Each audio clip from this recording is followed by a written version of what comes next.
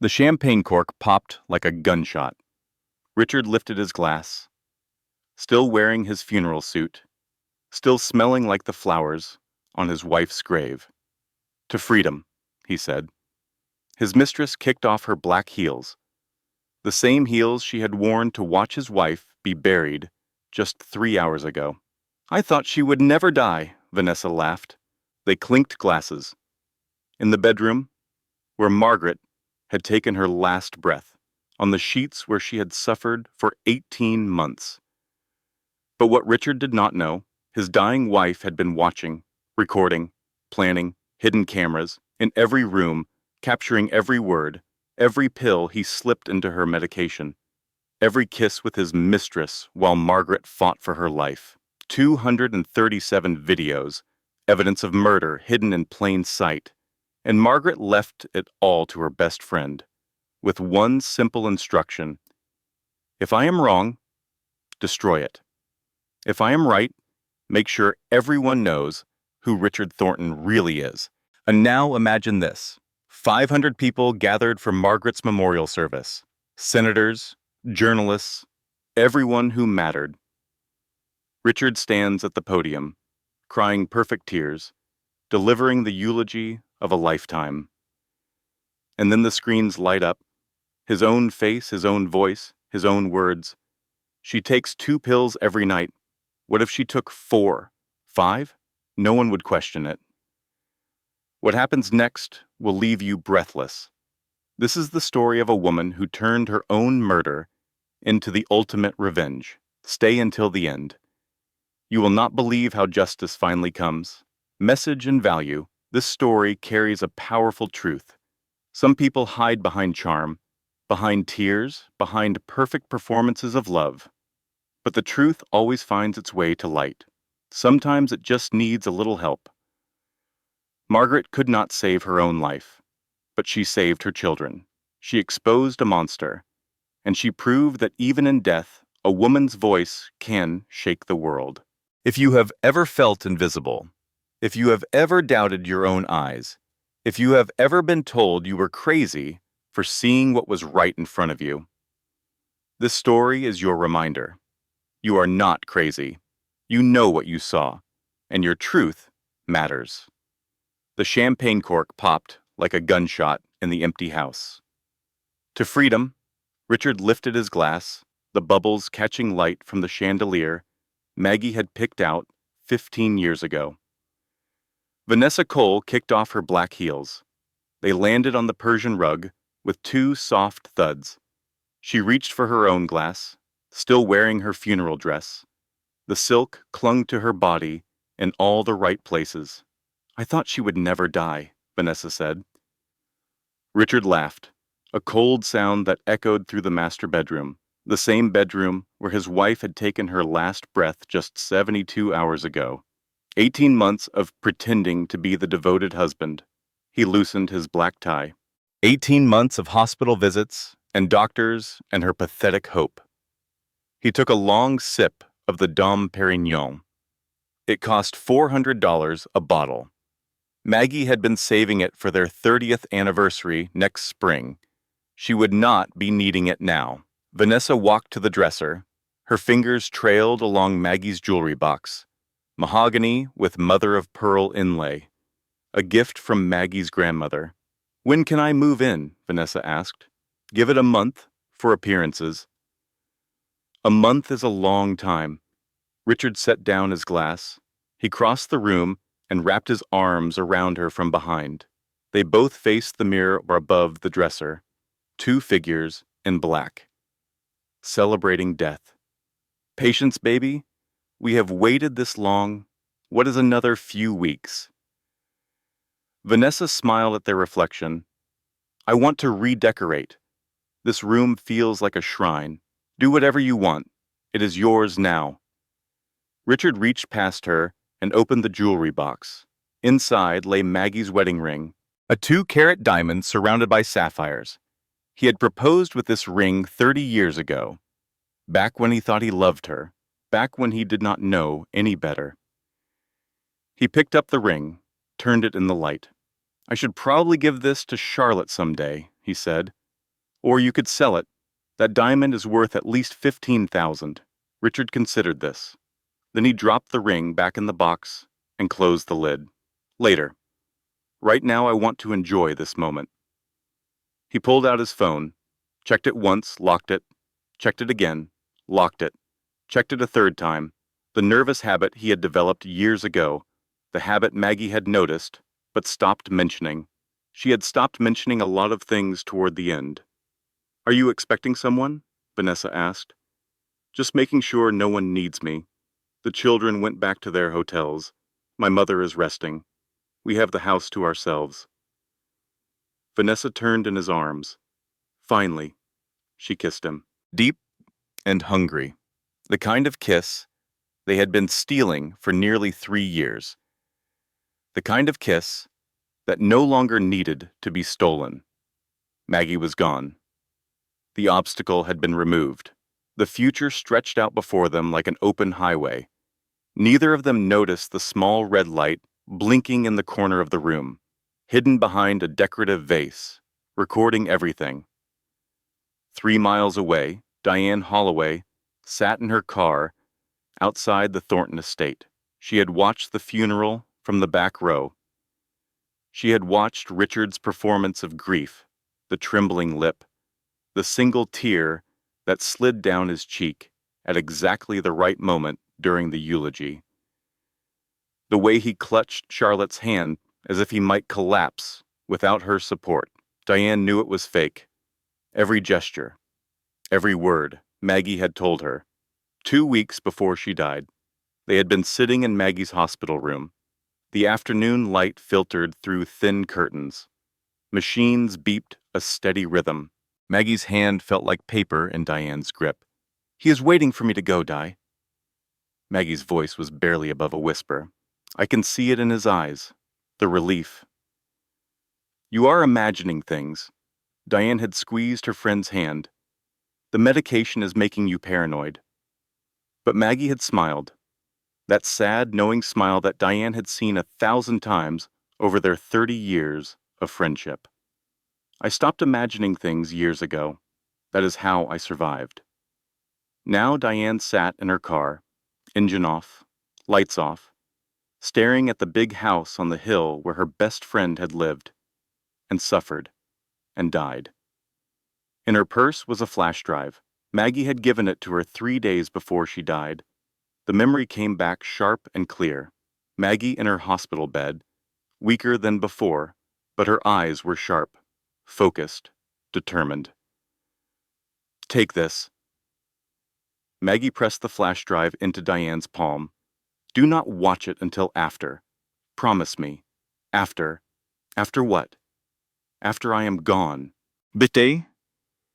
Maggie, you are going to be fine. The doctors said. The doctors are wrong.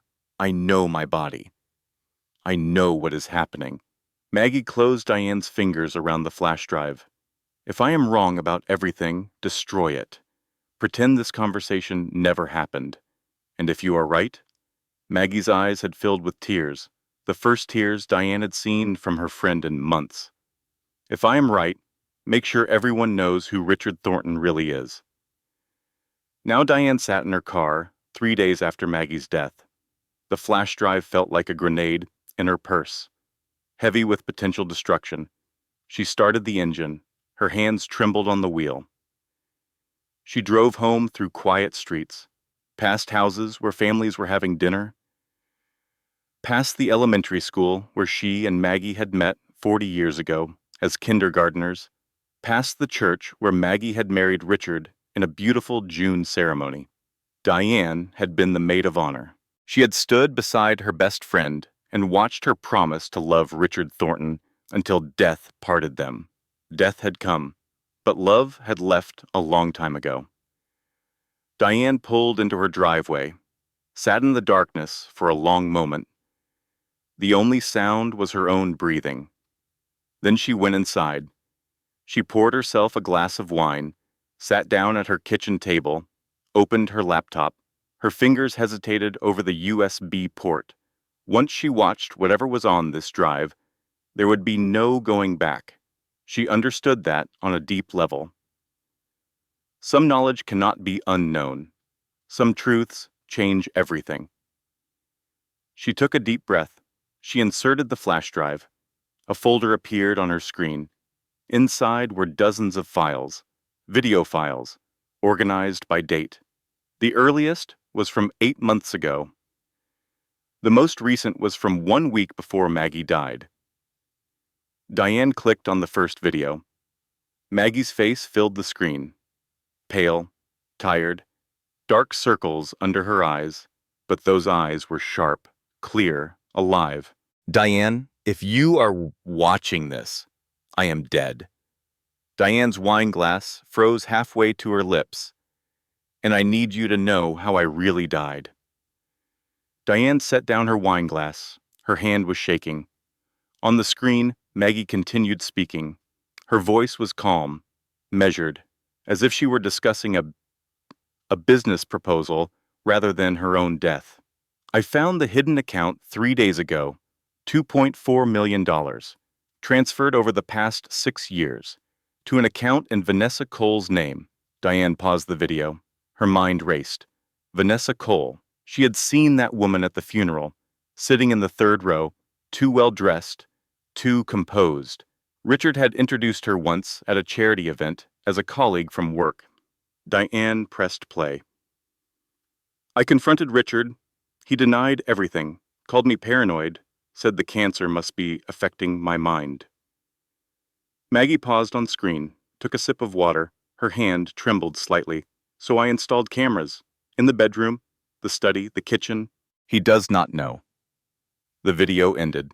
Diane sat in silence. The kitchen clock ticked, ticked, ticked. She clicked on the next file, dated 1 week later. This video showed a different angle. The Thornton kitchen, marble countertops, stainless steel appliances, a window overlooking the garden Maggie had tended for 25 years.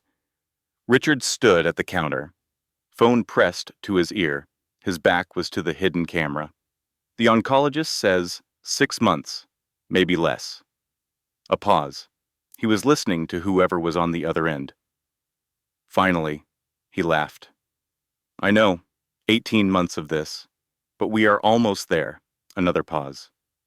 And the will? Richard nodded at whatever he heard. Everything goes to me, then to the kids eventually, but I control it all. We just have to wait.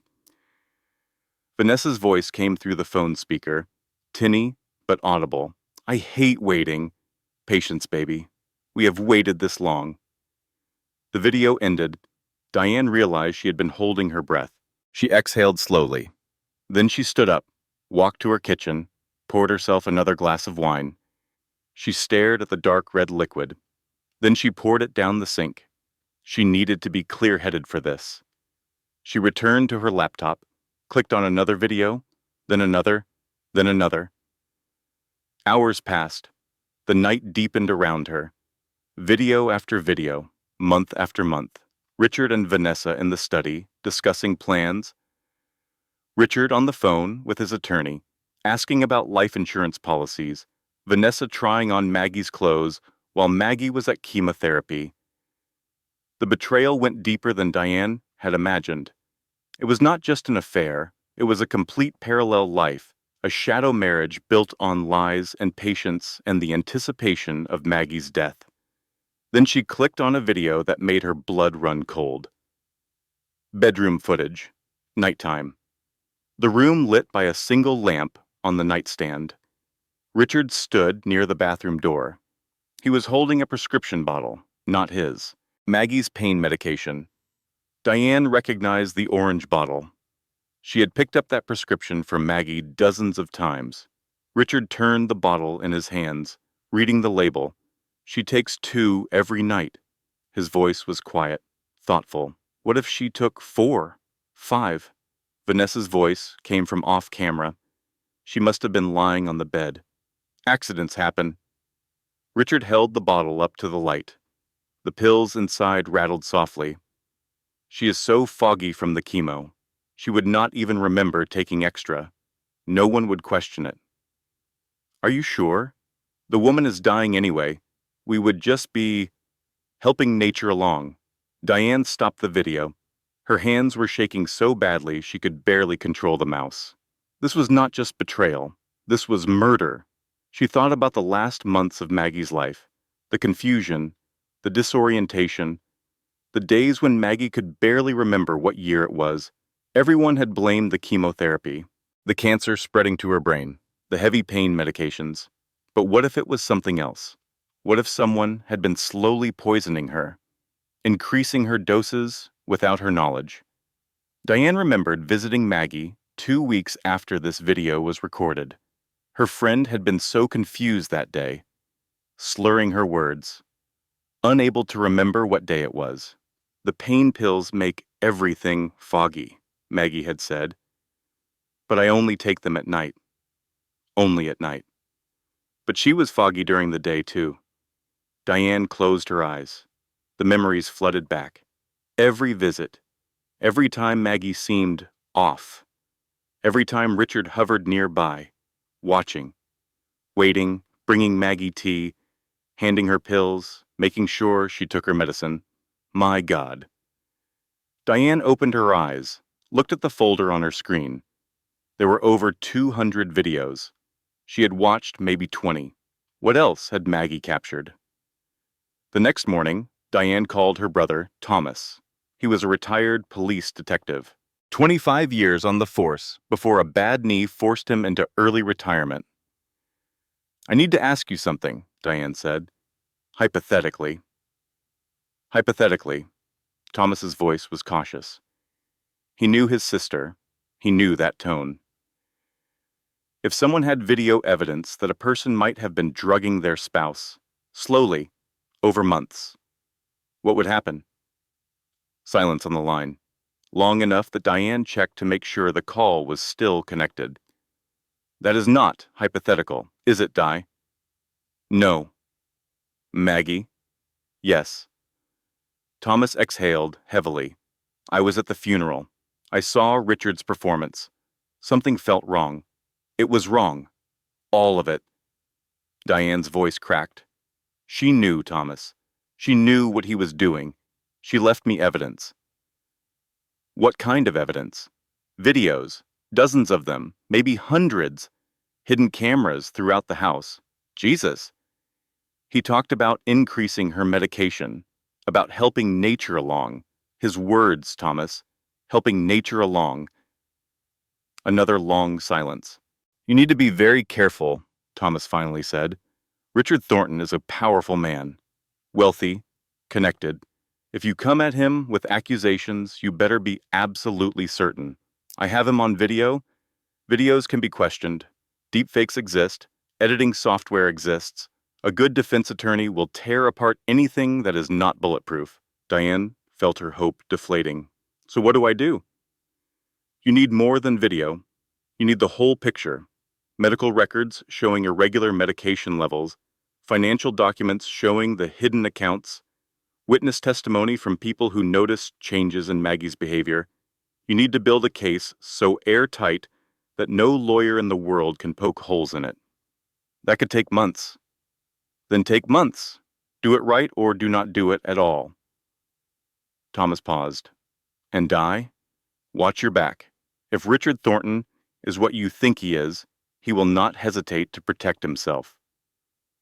3 weeks passed. Diane transformed her spare bedroom into an investigation headquarters.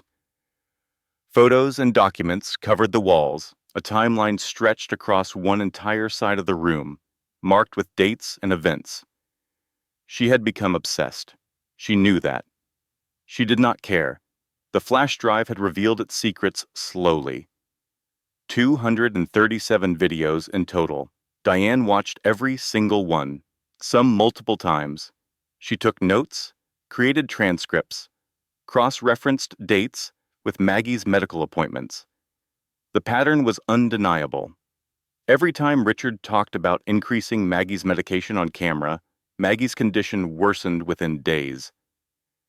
Every time Vanessa visited the house, while Maggie was at treatment, jewelry went missing. Small things at first, a bracelet, a pair of earrings.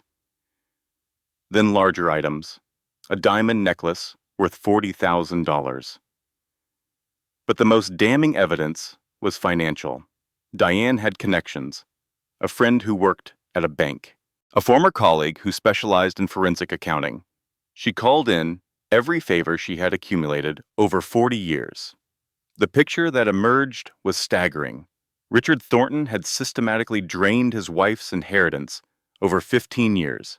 The money from Maggie's father, the trust fund from her grandmother, the investment portfolio her mother had left her.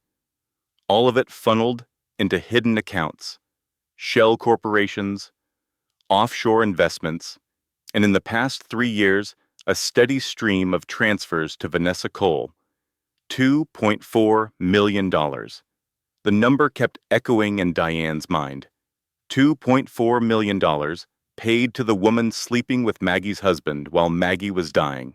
While Maggie was being slowly poisoned in her own home, Diane added another document to her wall. Life insurance policies. She had obtained copies through her brother's connections, 4 policies. Taken out over the past 3 years, each one larger than the last. Total value, $7 million. The final policy was purchased 6 weeks before Maggie died. Richard had been planning this for years. Every detail calculated, every contingency covered. He had turned murder into a business plan. Diane sat down heavily in her desk chair, the weight of what she had discovered pressed down on her chest. Maggie, her best friend since kindergarten, the woman who had been her maid of honor at her wedding to Frank. The woman who had held her when Frank died of a heart attack 8 years ago. The woman who had been there for every triumph and tragedy of Diane's life. That woman had been betrayed in the worst possible way. By the man who had promised to love her. In the home where she should have been safe. Diane's phone buzzed. A text from an unknown number. She opened it, read the words. Her heart stopped. Mrs. Holloway, I think we need to talk about my mother, Charlotte Thornton. They met at a cafe outside town, neutral territory, a place where neither of them would be recognized. Charlotte Thornton looked like her mother, the same dark hair, the same sharp eyes, but where Maggie's eyes had been warm, Charlotte's were guarded, suspicious. Thank you for meeting me, Charlotte said. How did you get my number? Mom's phone. I was going through her contacts. You were listed as emergency only.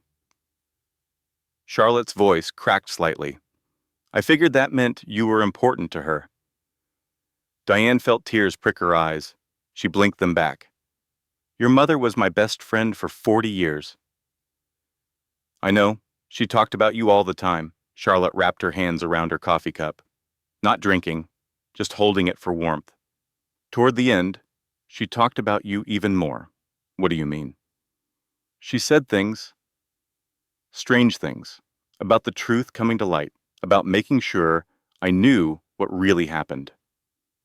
Charlotte pulled out her phone, scrolled to a text message. She sent me this 2 days before she died. Diane read the words on the screen. My sweet girl, remember what I told you. The truth always finds its way to light. I love you forever, Mom. I thought it was the morphine talking, Charlotte said. Now I am not so sure. Diane studied the young woman across from her, saw the dark circles under her eyes, the tension in her shoulders, the barely contained grief and anger. What made you change your mind? My father. Charlotte's voice hardened. Did you see him at the funeral? I was in the back. He cried during the eulogy, one single tear, perfectly timed. Charlotte shook her head. And then we got back to the house, and he started talking about the estate, the will, the life insurance. Mom was not even cold yet. Diane reached into her purse. Her fingers touched the flash drive. She hesitated. Charlotte, I need to ask you something important. Are you ready to learn things about your father that you can never unlearn? Charlotte's jaw tightened. My mother died afraid, confused, in pain. If someone caused that, I need to know. Diane set the flash drive on the table between them. Your mother left me this. There are over 200 videos, hidden cameras, throughout your house. Charlotte stared at the small device. Her hand trembled as she reached for it. Not yet. Diane covered Charlotte's hand with her own. Not until you are ready to accept what you will find. There is no going back from this. Charlotte looked up. Her mother's eyes stared back at Diane, filled with determination. I spent my whole life believing my father was a good man. I watched him hold my mother's hand in the hospital. I watched him cry at her bedside. I watched him fall apart at her funeral. She pulled her hand away, picked up the flash drive. If all of that was a lie, then I have been living in a lie, and I would rather know the truth, no matter how much it hurts. Charlotte watched the videos in Diane's spare bedroom, the investigation room. She stood surrounded by documents and photos and evidence of her father's betrayal. Diane sat in the corner, silent, watching Charlotte's face as revelation after revelation played across the screen. Charlotte did not cry, not at first. She watched her father discuss her mother's death with his mistress. She watched him calculate life insurance payouts. She watched him hold up her mother's pain medication and wonder aloud what would happen if she took too many pills. Through it all, Charlotte remained still, frozen, like a woman watching a car accident in slow motion. When the video ended, she finally spoke. I remember this day. Her voice was flat, emotionless. Mom was so confused that afternoon. She could not remember my name. Diane nodded. That was 2 days after this video was recorded. He was drugging her. It was not a question. We believe so. How long? Based on the videos and medical records, we have been able to obtain at least 6 months, maybe longer. Charlotte turned to face Diane. Her eyes were dry, but burning with something fierce. My mother trusted him. She spent 30 years with that man. She raised his children. She built his home. She gave up her career so he could advance his. Diane said nothing. There was nothing to say. And he killed her. Charlotte's voice cracked on the last word. He murdered her slowly while pretending to love her. Now the tears came, silent streams down her face. Diane crossed the room and wrapped her arms around Maggie's daughter. They stood there together, 2 women united by love for someone they had lost, 2 women facing an enemy they were just beginning to understand. Benjamin Thornton poured his 4th scotch of the afternoon. His father sat across from him in the study. Richard's study now, not his parents' study. The room smelled like cigars and old money. Your mother would want you to be strong, son. Richard swirled his own drink. She would want us to move forward. It has been 3 weeks, Dad. Grief does not operate on a timeline, but life does. Richard leaned forward. The business needs attention. The estate needs managing. There are decisions that cannot wait. Benjamin nodded slowly. He wanted to believe his father, needed to believe him. The alternative was too terrible to contemplate. But something had been nagging at him since the funeral. Small things, the way his father's tears seemed to switch on and off like a faucet, the way Vanessa Cole kept appearing at family dinners over the past year, the way his mother had pulled him aside at Christmas and said strange things about making sure he knew she loved him. Dad, can I ask you something? Of course. Who is Vanessa Cole? Richard's expression did not change, not a flicker. A colleague.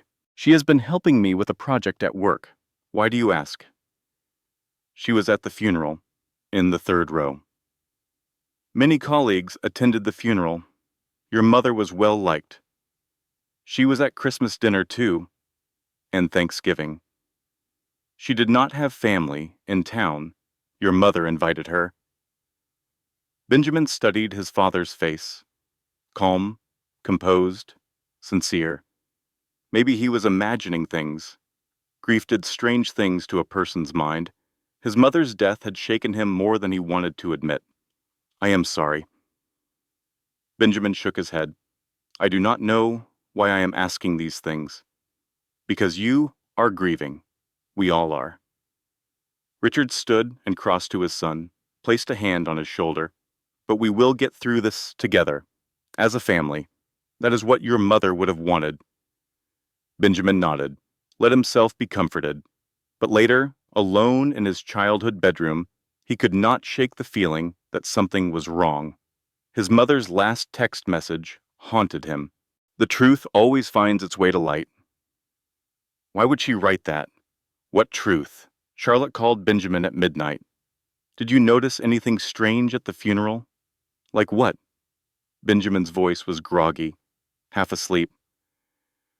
Like Dad barely crying, like that Vanessa woman standing too close to him at the reception. Charlie, you are grieving.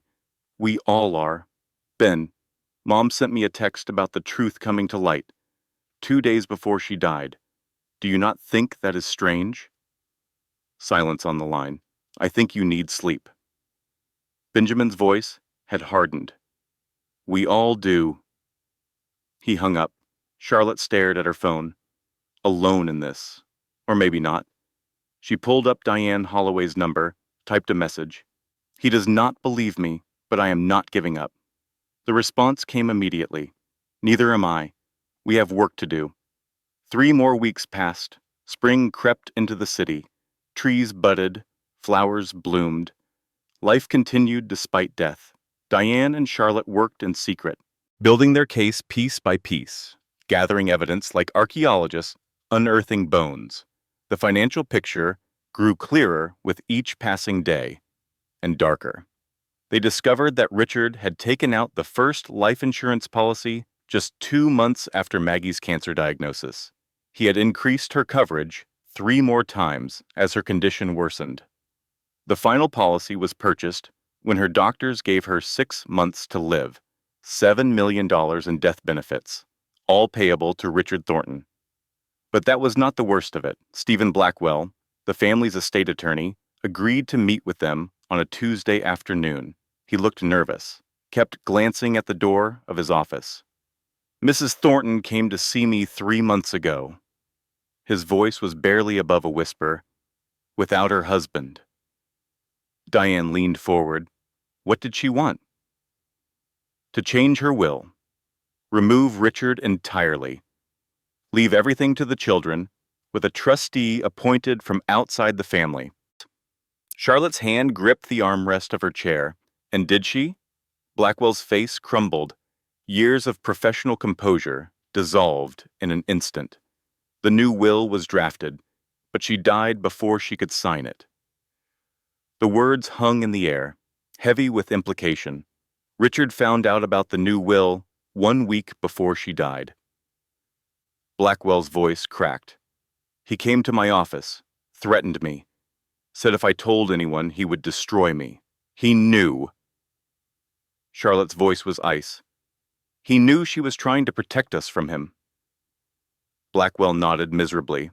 I wanted to warn her. I tried to call, but Richard answered her phone, said she was too weak for visitors or calls. Diane felt sick. The timeline was becoming horrifyingly clear. Maggie tried to change her will. Richard found out. 1 week later, Maggie was dead. Not from cancer, not from the natural progression of her illness. From a husband who could not let her escape. That night, Diane received a warning. She came home from the grocery store to find her car vandalized. All 4 tires slashed. Diagonal cuts that could not be mistaken for anything accidental. A note was tucked under her windshield wiper. Block letters on plain white paper. Grief makes people do crazy things. Be careful. Diane's hand shook as she read the words. She looked around the parking lot, empty, silent. The setting sun cast long shadows across the pavement. She called Charlotte immediately. He knows. Richard knows. How? I do not know, but we need to move faster.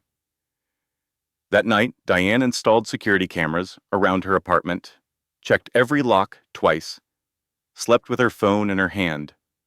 But sleep did not come. Every creak of the old building made her jump. Every car passing on the street below made her heart race. She was afraid. She admitted that to herself in the dark hours before dawn. Richard Thornton was powerful, wealthy, connected. He had killed one woman already, maybe two, if Eleanor's suspicions about Sarah were true. Diane was just a retired teacher, a widow with a small pension and a two-bedroom apartment, but she had something Richard did not have. She had the truth, and she had a promise to keep.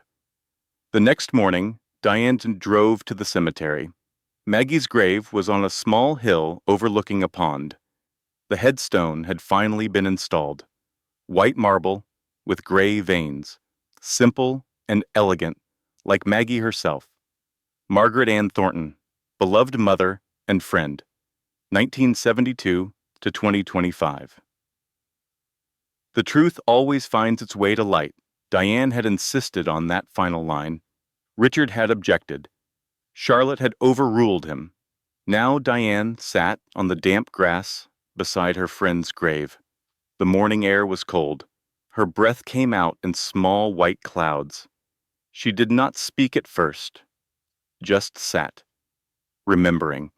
A memory surfaced, sharp and bright. Maggie at 25, dancing at her wedding reception, her white dress swirling around her, her face flushed with joy. "I found the good one, Di." Maggie had grabbed Diane's hands and twirled her around. "I really did." Diane wiped tears from her cheeks. "You deserved so much better," she whispered to the gravestone.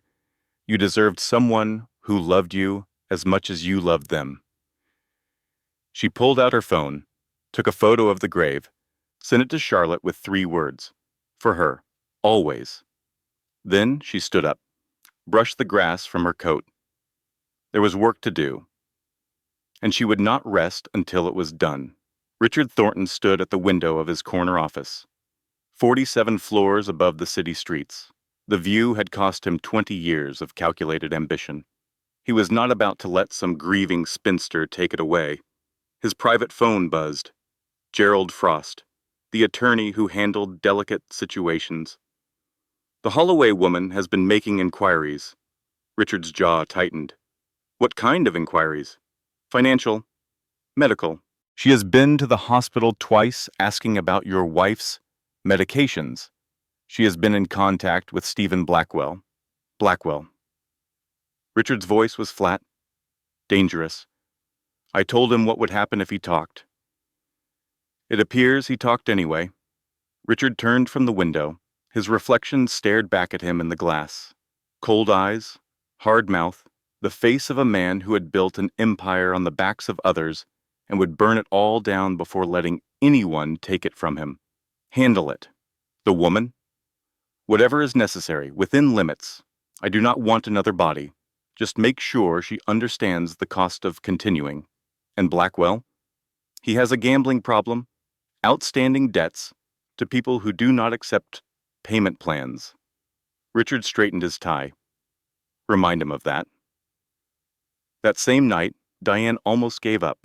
She sat alone in her apartment, surrounded by papers, files, evidence that might not matter. Richard had money, power, connections. What did she have? Videos that a good lawyer could claim were fabricated. Financial records that could be explained away. A grieving daughter whose testimony would be dismissed as emotional. The slashed tires, the threatening note, the feeling of being watched every time she left her apartment. She was 63 years old, alone, fighting a battle she was not sure she could win. "Maggie." She spoke to the empty room. Her voice cracked. "I do not know if I can do this." The silence pressed down on her, heavy, suffocating. She thought about calling Charlotte, telling her it was over, that they had done their best, but it was not enough. Then she remembered Maggie's last words to her, in the hospital. Hand in hers, skin paper thin, eyes blazing with determination. "Do not let him win. Do not let him erase me." Diane closed her eyes, let the words wash over her. "I am not crazy. I know what I saw in those bank statements. I know what I heard through the bedroom door. Maggie's voice, from one of the early videos. The first time she had spoken her truth aloud to no one but a camera lens. I deserved better than this. Another video. Maggie sitting in her closet, hidden from the world, speaking the words she could never say to anyone else. Starting over feels impossible, but staying feels worse. Diane opened her eyes, reached for her phone. A text from an unknown number. I have information about Richard Thornton. Meet me tomorrow, 10 in the morning. Tell no one. The text was from Eleanor Thornton, Richard's own mother. They met at Eleanor's apartment, a quiet place on the Upper East Side, filled with antiques and old photographs, the smell of lavender and time. Eleanor was 78 years old, silver hair, ramrod posture, eyes that had seen too much and kept too many secrets. I have watched my son become a monster. Her voice was steady, despite her age, and I did nothing. Diane sat across from her in a velvet armchair, waiting. Richard was always charming, too charming. Even as a boy, he knew how to make people see what he wanted them to see. Eleanor stood slowly, crossed to an antique writing desk, opened a drawer and retrieved a folder, yellowed papers inside. His first wife, before Maggie. She set the folder on the coffee table between them. Did you know about Sarah? Diane shook her head. They were married for 2 years. She died in a car accident. Richard was the only witness. Eleanor's hand trembled as she opened the folder. Inside were newspaper clippings, a police report, letters written in a woman's handwriting. Sarah Thornton, 26 years old when she died. Wealthy family, large inheritance. Diane felt the blood drain from her face. You think Richard... The police ruled it an accident. Car went off a cliff on a mountain road. Richard claimed the brakes failed. Eleanor pulled out a receipt. Old and faded, but still legible. I found this 2 weeks after her death. Hidden in Richard's desk. A mechanic's receipt for brake work on Richard's car. My God. I confronted him once. Eleanor's voice dropped to almost a whisper. He looked at me with those cold eyes and said, Mother, do not ask questions you do not want answered. The old woman sat back in her chair, 60 years of guilt etched into her face. I knew then. I knew what my son was capable of, and I was too afraid to do anything. Why are you telling me now? Eleanor met Diane's eyes. Because Maggie deserved better. Because those children deserve to know the truth. And because I am 78 years old, I will not go to my grave with this secret. They met at Diane's apartment that evening. All of them, Charlotte, Benjamin, Eleanor, Diane, 4 people united by a single purpose. Benjamin had finally come around. The previous week, he had gone through his father's home computer, looking for answers, hoping to prove Charlotte wrong. Instead, he found emails, text messages, a paper trail of deception spanning years. Now he sat on Diane's couch, his face pale, his hands clenched. I defended him. His voice was hollow. I told Charlotte she was imagining things. I told her grief was making her paranoid. You could not have known. Charlotte sat beside her brother, her hand on his arm.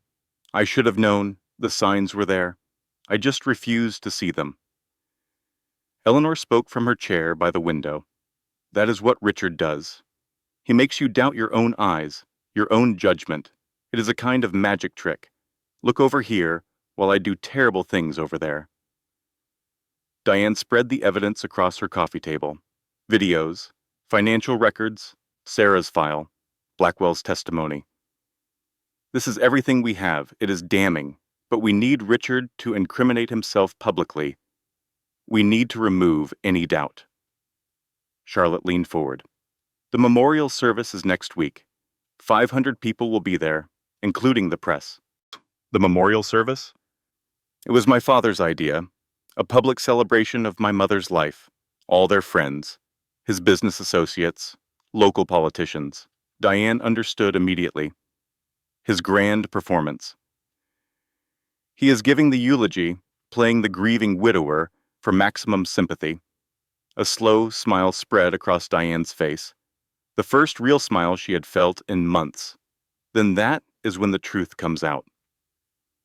The planning took 6 days. 6 days of secret meetings, encrypted messages, careful coordination. They needed more than video evidence. They needed a confession, something so public and so undeniable that no lawyer could spin it away. Charlotte came up with the key. "Vanessa," she said, during one of their late-night sessions, "she is the weak link. My father is a sociopath. He will never confess. But Vanessa is just greedy and scared. How do we get to her? I confront her, alone, tell her we have evidence, give her a chance to save herself by turning on him." Benjamin shook his head. "Too dangerous. Dad has people watching all of us. Then we choose the location carefully. Somewhere public, somewhere she cannot run." Eleanor spoke up. "The parking garage of her apartment building, security cameras everywhere but the stairwell. You go in through the stairs. Catch her when she is walking to her car." Charlotte nodded. "And I record everything on my phone." Diane felt a chill run down her spine. Maggie's daughter had inherited more than her mother's eyes. She had inherited her steel. 3 days before the memorial service. Charlotte waited in the stairwell of Vanessa Cole's apartment building. Her phone was already recording, hidden in her coat pocket, but angled to capture her face and voice. Footsteps echoed in the concrete cavern, heels clicking, getting closer. Vanessa appeared at the entrance to the parking level. Designer handbag, tailored coat, the picture of success built on stolen money and broken lives. Charlotte stepped out of the shadows. "Miss Cole, we need to talk." Vanessa's face went pale. "I do not know you." "Yes, you do. I am Charlotte Thornton, Margaret's daughter." Vanessa's hand went to her purse, looking for her phone, looking for an escape. "I would not run if I were you. I have footage, video footage, of you and my father discussing my mother's death, planning it." Vanessa froze, her mask of composure cracking like ice under pressure. "I do not know what you are talking about. My mother installed hidden cameras throughout the house. She recorded everything, every conversation, every plan, every time you tried on her jewelry while she was at chemotherapy." The color drained from Vanessa's face completely. Her hands began to shake. "He told me she was already dying." The words tumbled out, desperate, defensive. "He said we were just helping nature along." Helping nature? The pills? He said the pills would just ease her passing. That she wanted to go, that she was suffering. Charlotte kept her voice steady, even though her heart was pounding, even though rage was building in her chest like a wildfire. "So you knew about the pills. I did not." Vanessa stopped, realized she had already said too much. "I want a lawyer." "You will need one." Charlotte turned and walked away, her phone still recording, every word captured. The night before the memorial service, Diane visited Maggie's grave one final time. The sun was setting, golden light spilled across the cemetery. The white headstone seemed to glow. Tomorrow they will know. Diane knelt beside the grave, her voice soft. "Everyone will know who you really were and who he really is." She placed a single white rose on the earth. "Rest now, my friend. We have got this." She stayed until the sun disappeared below the horizon, until the stars began to appear one by one. Then she walked to her car, ready for what came next. Her phone rang. Thomas, her brother. "Detective Webb just called. They found something else. Something Richard does not know we have." "What is it?" Sarah Thornton's autopsy report. The original one, before it was altered. Diane's breath caught. Altered? The brake failure theory never made sense. The medical examiner found injuries inconsistent with a car accident. Blunt force trauma to the back of the head, the kind you get when someone hits you with a heavy object. She was murdered, and Richard Thornton was the only person with her when she died. Diane closed her eyes. Two women, 30 years apart, both dead because they loved a monster. Tomorrow, that monster would finally be exposed. 500 people filled the cathedral. White flowers covered every surface. Lilies, roses, hydrangeas. The scent was almost overwhelming, sweet and heavy and funereal. A massive portrait of Margaret Thornton hung above the altar, her smile warm and genuine, her eyes full of the kindness that had defined her life. Richard Thornton stood at the front of the church, shaking hands, accepting condolences, the picture of dignified grief, his silver hair perfectly styled, his black suit impeccably tailored. Vanessa Cole sat in the fifth row, trying to look appropriately sad, failing spectacularly. Diane entered through a side door. She wore black, simple and understated. Maggie would have approved. She took her seat near the back. Charlotte and Benjamin were already in the front row. Eleanor sat beside them. 3 generations united against one man. Detective Marcus Webb stood near the exit. Plain clothes, unobtrusive, ready. The organ music faded. Pastor William Garrett stepped to the podium. We gather today to celebrate the life of Margaret Ann Thornton, beloved wife, devoted mother, cherished friend. The familiar words washed over the crowd, but Diane was not listening. She was watching Richard, studying his performance. He dabbed at his eyes with a handkerchief. His shoulders trembled with suppressed sobs. A woman in the third row reached out to pat his arm sympathetically. Perfect, Diane thought. Absolutely perfect. Then Richard approached the podium to deliver his eulogy. Margaret was my everything. Richard's voice trembled with emotion. His hands gripped the edges of the podium. My partner, my best friend, the mother of my children. He paused, looked out at the crowd. 500 faces filled with sympathy for the grieving widower. 30 years we spent together, 30 years of laughter and love and building a life. I cannot imagine my world without her. His voice cracked. A single tear traced down his cheek. I held her hand as she took her last breath. He looked toward the ceiling, as if he could see Maggie watching from heaven.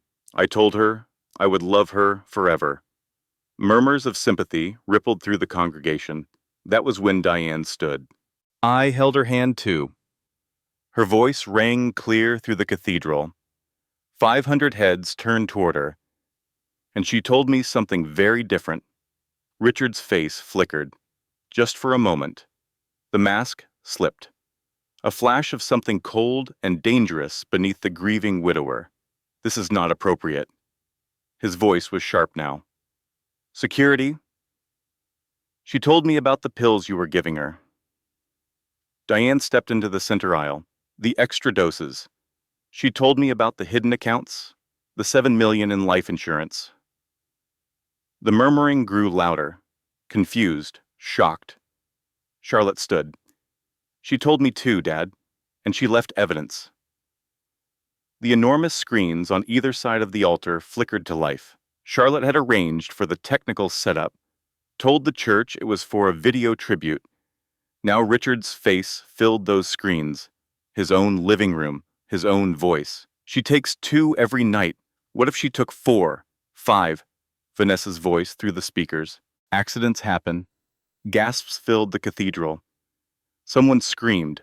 A woman in the front row fainted. Richard's face went white. This is fake. This is doctored. The video continued. Richard holding the prescription bottle, turning it in his hands.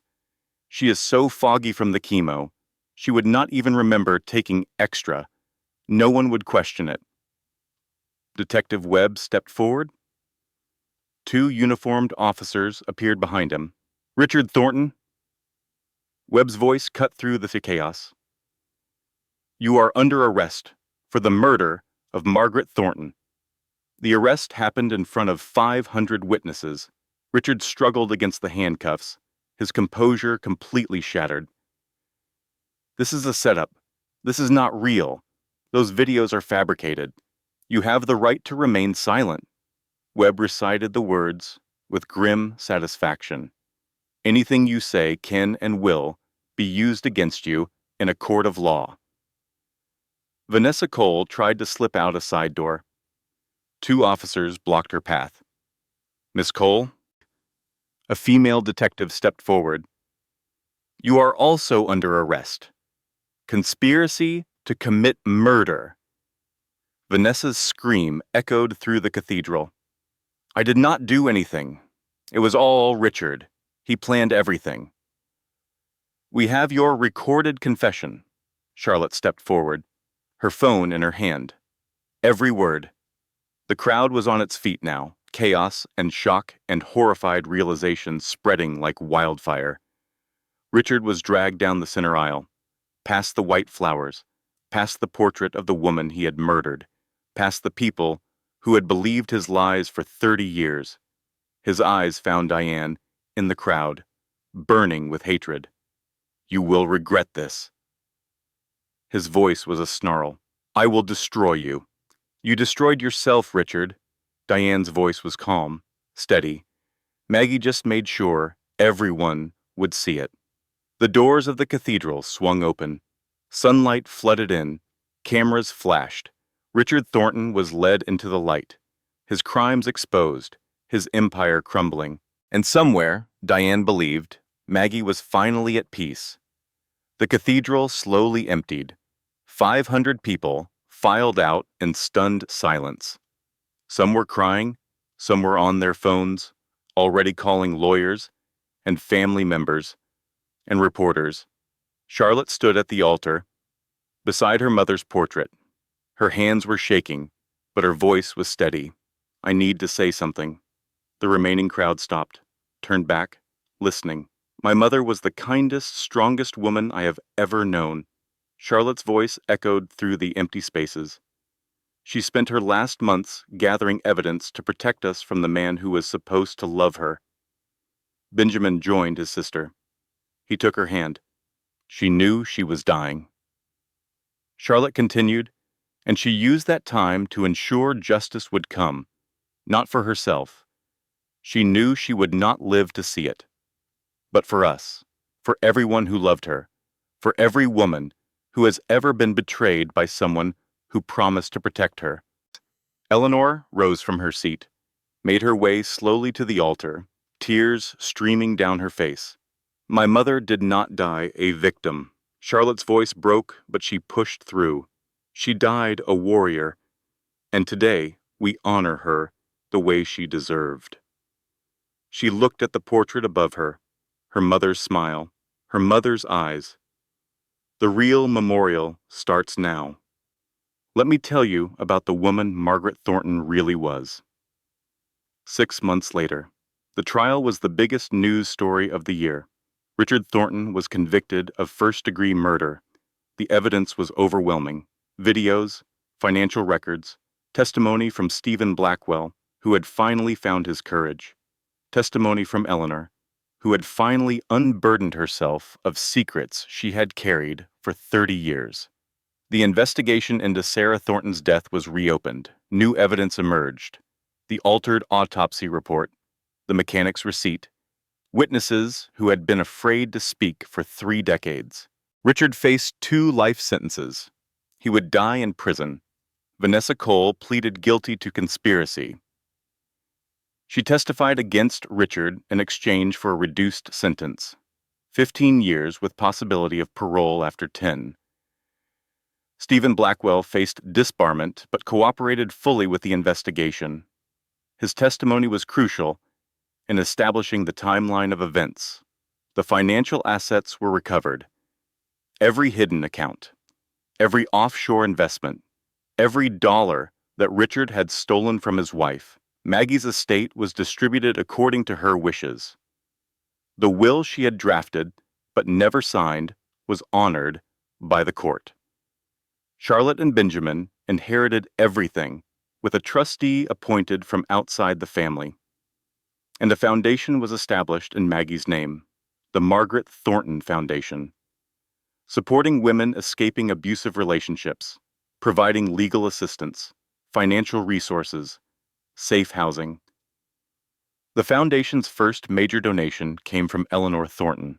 Her entire estate, $3 million. Penance, she said simply, for 30 years of silence. On a spring afternoon, 1 year after Maggie's death, the foundation held its opening ceremony. A small crowd gathered in the garden of a restored Victorian house, the foundation's new headquarters. Once a private residence, now a place of refuge and hope. Charlotte stood at the podium. Behind her, a portrait of her mother hung on the wall. The same portrait from the funeral, the same warm smile, the same kind eyes. "I want to read something my mother wrote." Charlotte unfolded a piece of paper. Her hands no longer trembled. "We found this in her journal, dated 2 weeks before she died." The crowd fell silent. "If you are reading this, then the truth has come to light. Not because I am brave, not because I am strong, but because I finally stopped being afraid of what I already knew." Charlotte paused. Let the words settle.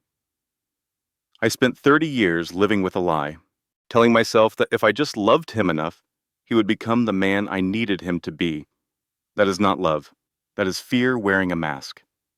In the audience, women nodded. Recognition in their eyes, validation in their tears. Real love does not require you to shrink.